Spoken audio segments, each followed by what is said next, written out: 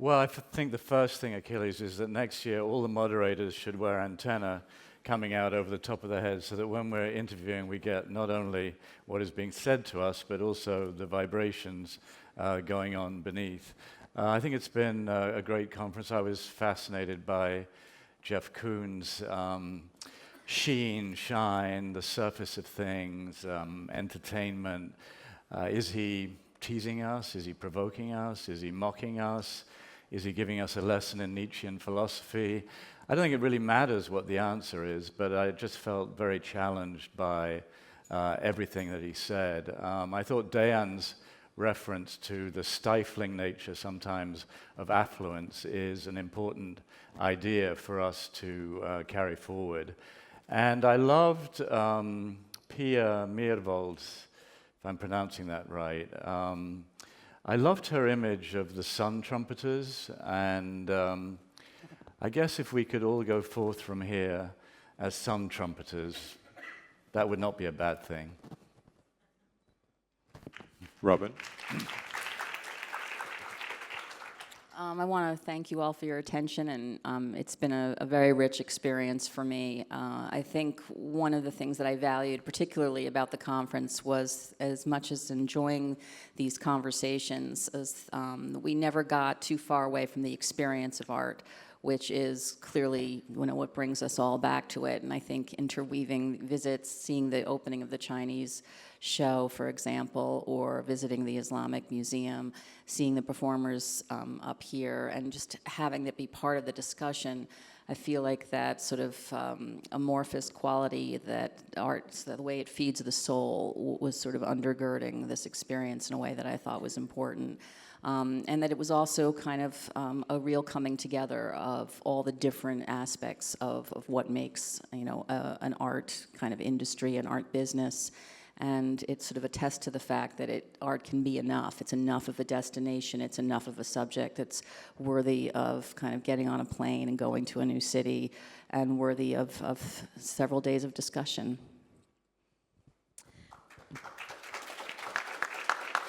I agree with my colleagues. I was blown away by IMP's Islamic Art Museum. I thought that was absolutely fantastic. I, too, was struck by Jeff Koons taking us on a journey through Nietzsche and Hegel and German philosophy. And I was struck by Peter Stone from UNESCO talking about how UNESCO is a little bit strapped and trying to manage questions of looting art, and that it's a little bit challenged to do that. I really liked what Gail Lord had to say on the panel this morning about how cities kind of need to have confidence in themselves to try to figure out who they are and what they are, and using culture to assert themselves in that way. I thought it was interesting that Sofia Almaria said that censorship forces artists to be more creative. Of course, lack of censorship is better, and it also is something that we should definitely aspire to for true creative cities. And I liked what Ali Hosseini said about how he doesn't let the robot check him out at the supermarket. I really liked his 4-word logo or motto, be human, be humane. Thanks. Farah? I was basically, the one thing that I take from this, I take many things, but my message connects a little bit with Robin's message. What I got from this conference and from the city it's in is that museum building is such an extraordinary tool for putting a city on the map in every possible way, and I don't just mean as a tourist destination. The opening of the Chinese contemporary show that Tsai Guo-Chang curated, I was stunned, and I heard third hand that Jean Nouvel was stunned. Everybody who saw that show was completely bamboozled, and that show, for me, and for many others, I think, was of the kind of quality and caliber that you get at the Pompidou in Paris, or at MoMA, or at Tate. There was really nothing missing. And so also, to go back to what Rachel was saying, the visit to the Islamic Art Museum, that edifice, I got there and I got a kind of slight Louvre deja vu. We are in a kind of mini Louvre in a way. That foyer, the extraordinary beauty, the architectural beauty inside and outside of the building, and the extraordinary and exquisite quality of the collections. I'm originally from Iran, and I'm not an expert in Persian miniature, but the contents of that museum, the ones that I could have any kind of familiarity with were spectacular. And last but not least, the building that is being constructed, the Jean Nouvel Qatar National Museum. Some of us got a hard hat tour. That also is going to be really a pretty spectacular building. And I don't say that only because Jean Nouvel was part of this conference, but it really is a world-class piece of architecture. It's going to be right here in Doha. So I think that, you know, we've been talking about the the Bilbao effect.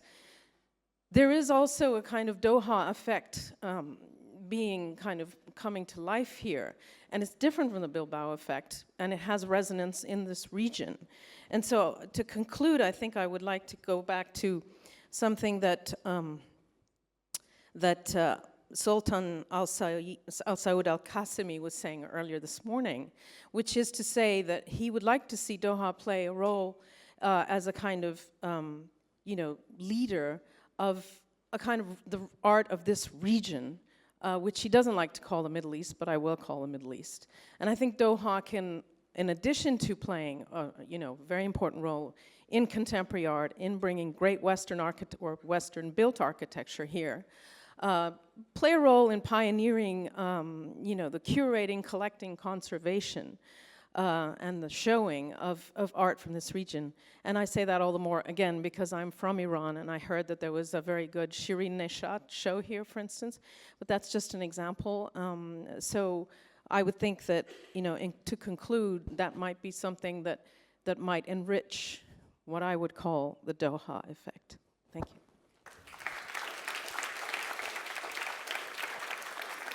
I think that says it all. Technology, creativity, and the city. Art for tomorrow. Dr. Jelena, Qatar Museums. See you next year, we hope. And the Jaida family is hosting us to lunch just outside. And coffee and cake will be served on level 29 Art Lab, where it all started.